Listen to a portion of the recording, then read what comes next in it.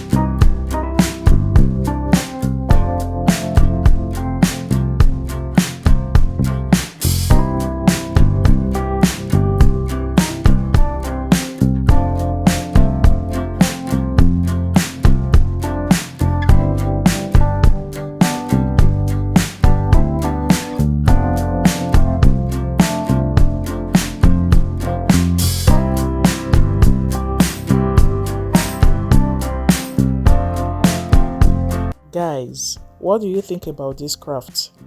I hope you will try it out, and please do not forget to subscribe, like, comment and share this video. Bye.